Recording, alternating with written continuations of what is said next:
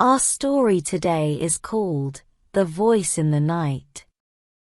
It was a dark, starless night. We were in the northern Pacific Ocean, on a calm sea.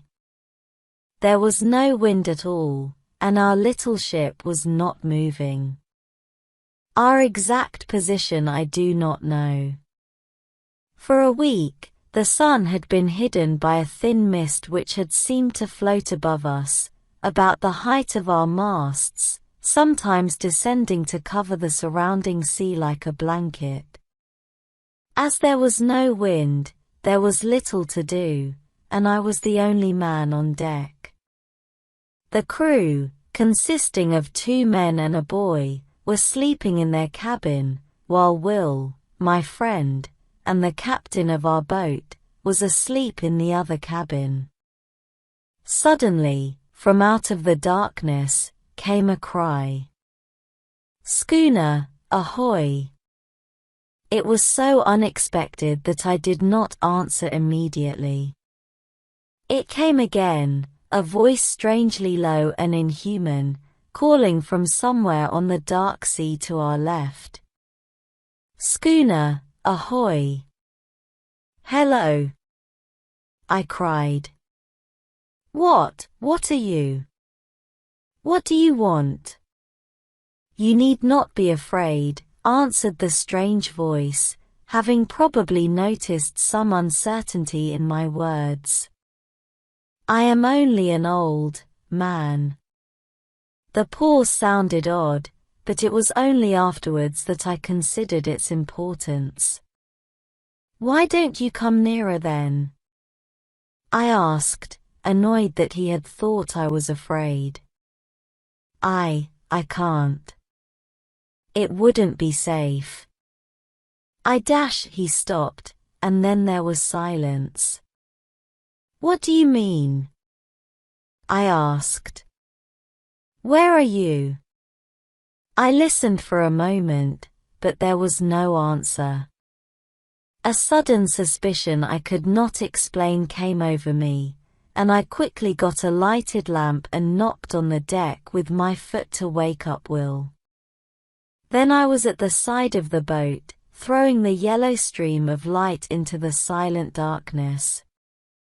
I heard a slight, low cry and then the sound of a splash, as if someone had dipped oars into the water. Yet I cannot be certain I saw anything, except that with the first flash of fight, there had been something on the water, where now there was nothing. "Hello there," I called.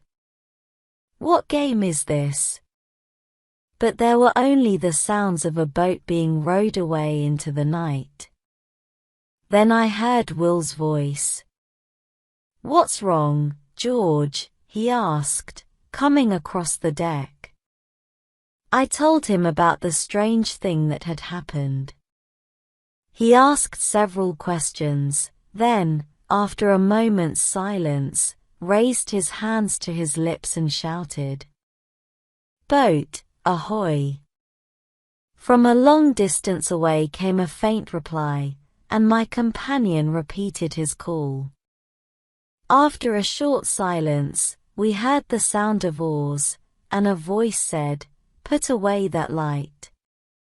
"Never," I replied, but Will told me to do as the voice asked, so I did. "Come nearer," shouted Will. "There's nothing to be frightened of here." "Will you promise not to show the light?" said the voice. "Why are you so afraid of the light?" I shouted. "Because began the voice, then stopped. Will put his hand on my shoulder. "Be quiet for a minute, George," he said. "Let me talk to him." He looked out into the darkness. "Listen, friend," he said. "This is a strange thing to happen, you appearing out of the darkness in the middle of the Pacific. How can we know you're not dangerous? You say you're alone, but how can we be sure unless we see you?" Why are you objecting to the light, anyway? As Will finished speaking, I heard the noise of the oars again, and then the voice came, but now from a greater distance, and sounding sad and without hope. I am sorry, sorry. I would not have troubled you, only I am hungry, and so is she. The voice died away, leaving only the sound of the oars again. Stop, shouted Will. Come back. We'll keep the light hidden, if you don't like it. He turned to me. This is all very strange, but I don't think there's anything to be afraid of, do you? No, I replied. I think the poor man's been wrecked around here, and gone crazy. The sound of the oars came nearer. Put the lamp away, Will said, then went to the side of the boat and listened. I hid the lamp, then stood beside him. The dipping of the oars stopped about 10 meters away from us. Will you come nearer now? Asked Will. We have hidden the lamp. I cannot, replied the voice. I do not dare to come nearer. I do not dare even to pay you for the food. That's all right, said Will, and hesitated. You're welcome to as much food as you can take. You are very good, said the voice. May God, who understands everything, reward you. It stopped suddenly. The lady, said Will. Is she? I have left her behind on the island, said the voice. What island? I asked. I do not know its name, answered the voice. I wish to God it began, then stopped quickly. Can we send a boat for her? Asked Will. No, shouted the voice. My God! No. There was a moment's pause, then the voice went on. It was because we needed food that I came, because of her terrible hunger.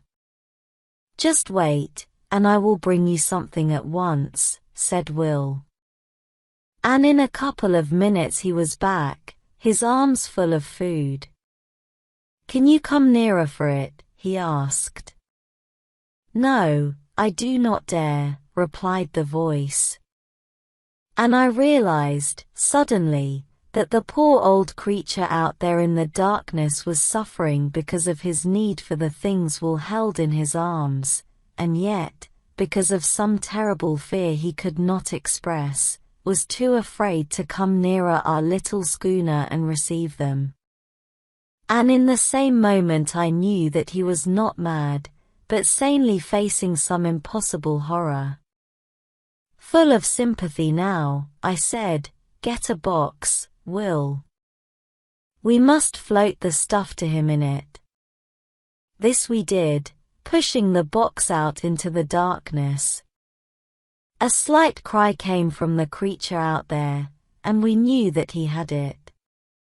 A little later, he called out goodbye and warm thanks. Then we heard the dipping of oars in the darkness. I think he'll come back, I said to Will. He must have badly needed that food.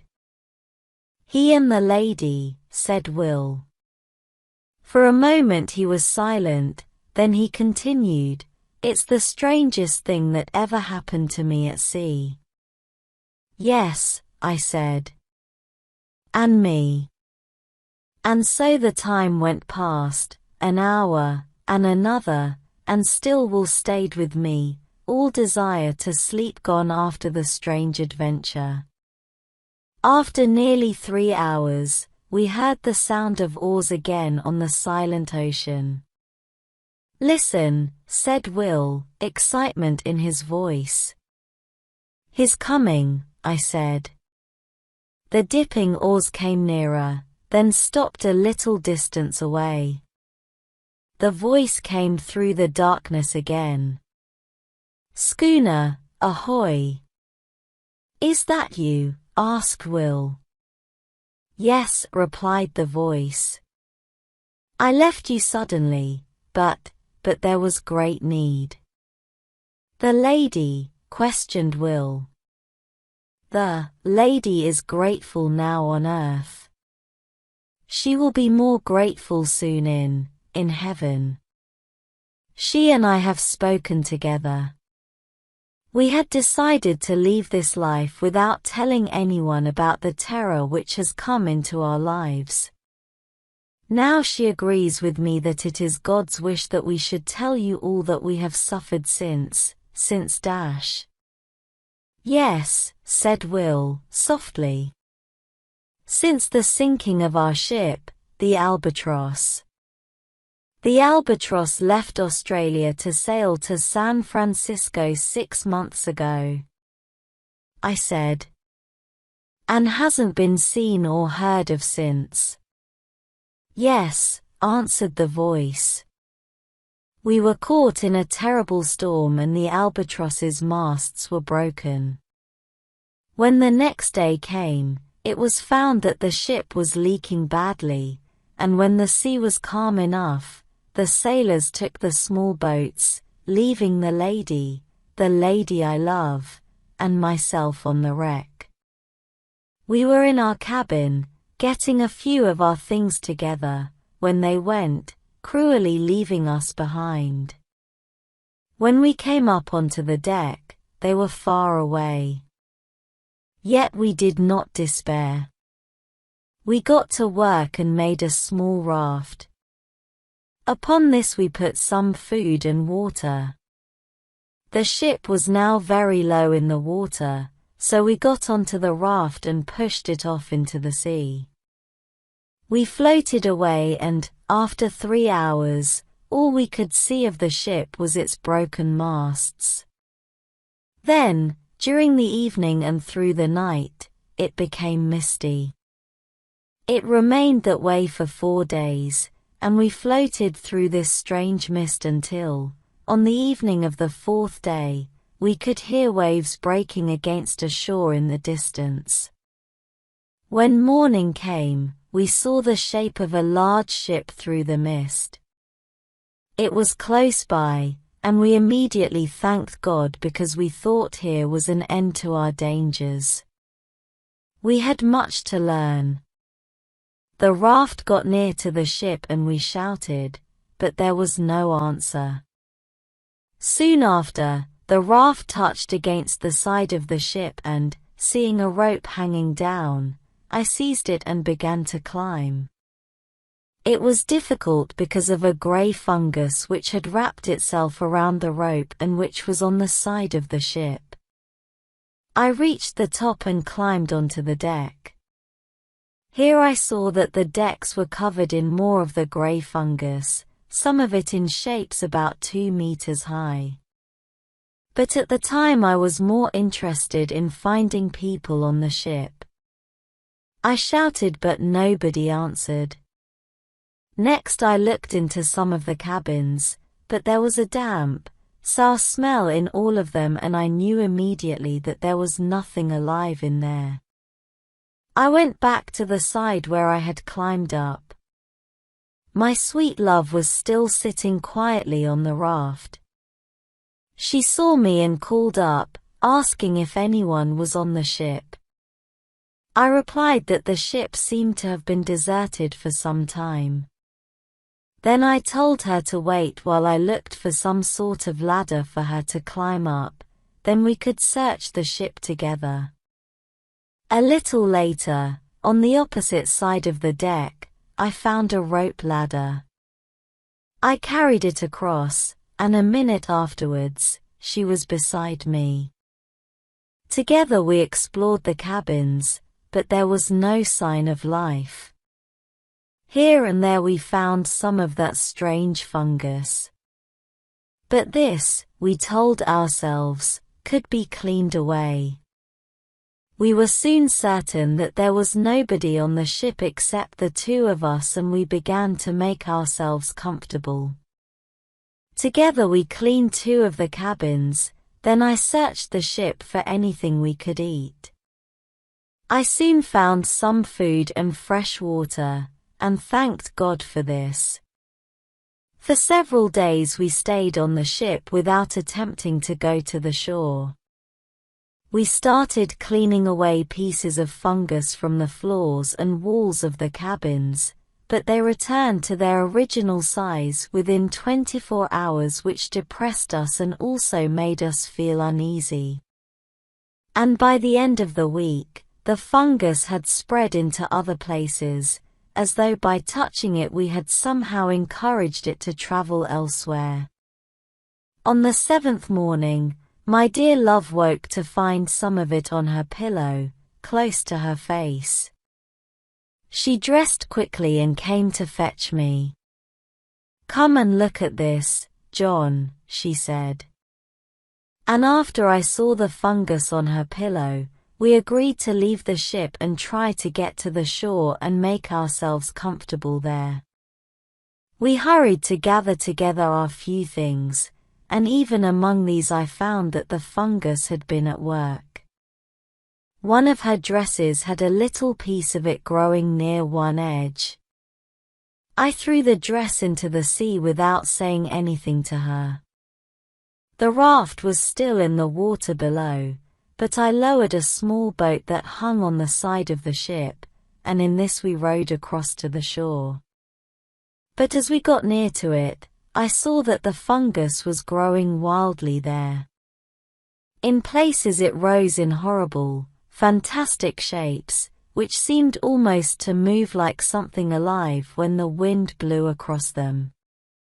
Here and there it took the shape of huge fingers, and in other places it just spread out flat and smooth and dangerous. At first there did not seem to be a part of the shore which was not hidden beneath the fungus.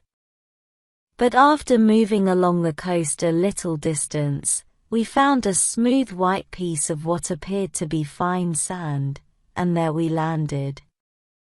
It was not sand. What it was I do not know. But I know now that the fungus will not grow on it. Everywhere else, except where the sand-like earth wanders like strange paths through the fungus, there is nothing but that horrible greyness. It is difficult to make you understand how happy we were to find one place free from the fungus, and here we put down our things. Then we went back to the ship for anything it seemed we might need. This included one of the ship's sails, from which I made 2 small tents. In these we lived and kept our food, and for about 4 weeks everything went well. It was on the thumb of her right hand that the fungus first appeared. It was only a small circle, but, my God! Fear filled my heart when she showed it to me. We cleaned it off, washing it with soap and water, but by the following day the thing had returned. Without speaking, we started to remove it again. Suddenly she said, "What's that on the side of your face, dear?" "Under the hair by your ear." I put a hand up to feel the place, and then I knew. "Let's get your thumb clean first," I said. I finished washing her thumb, and then she washed my face. After that we sat together and talked of many things, as sudden, very terrible thoughts had come into our lives. We were, all at once, afraid of something worse than death. We spoke of loading the boat with food and water and rowing out to sea, but we decided to stay. We would wait. God would decide what was to happen to us. A month, 2 months, 3 months passed, and the fungus grew bigger, and more grew on our faces and bodies. From time to time we went back to the ship to get more food. We had now stopped thinking about leaving the island. How could we go among healthy humans? It was not possible. Knowing this, we were careful with our food and water, since we might continue to live for many years yet. But then I discovered that there was very little left of the ship's store of hard bread. So I began fishing in the sea. Sometimes I caught a fish, but it was little help in keeping us from the hunger which threatened. It seemed to me that we were more likely to die from hunger than from the fungus that was growing on our bodies. Then, one morning when the ship's bread was almost gone, I saw my sweet love eating something in her tent. When she saw me, she quickly threw away whatever it was. Suddenly suspicious, I walked across and picked it up. It was a piece of grey fungus. I carried it across to her in my hand, and she turned deadly pale, then red. I was frightened. "My dear. My dear," I said, and could say no more. She began to cry bitterly. When at last she was calm again, she admitted that she had tried eating it the day before and she liked it. I got her to promise not to touch it again, however great our hunger. Later that day I walked along one of the paths through the fungus. I went much farther than usual, and suddenly I heard a strange, rough sound on my left. Turning quickly, I saw something move among an extraordinary shape of fungus, close to my elbow. As I stared, the thought came to me that the thing looked like the bent figure of a human creature. Even as this thought flashed into my brain, there was a slight, sickening noise of fearing, and I saw that one of the branch-like arms was separating itself from the surrounding grey fungus, and coming towards me. The head of the thing, a shapeless grey ball, nodded at me. I stood stupidly, and the horrible arm brushed across my face. I screamed and moved away. There was a sweet taste on my lips, where the thing had touched me. I licked them, and was immediately filled with a desire that was not human. I seized some of the fungus and pushed it into my mouth. More, and more. I could not stop myself. Suddenly, I remembered my discovery that morning, my sweet love's face, her shame, and I threw the fungus in my hand onto the ground. Then, feeling a terrible guilt, I walked back to our little camp. I think she knew as soon as she saw me. Her quiet sympathy made it easier for me, and I told her of my sudden weakness. I did not mention the thing which had happened just before, the arm that had brushed my face. I wanted to save her from unnecessary terror. But, for myself, this new knowledge filled me with unending terror. I had no doubt that I had seen, in that monstrous grey shape, the end of one of those men who had come to the island in the ship. And in that dreadful ending I had seen our own. After that, we kept away from the horrible food, although the desire for it had entered our blood.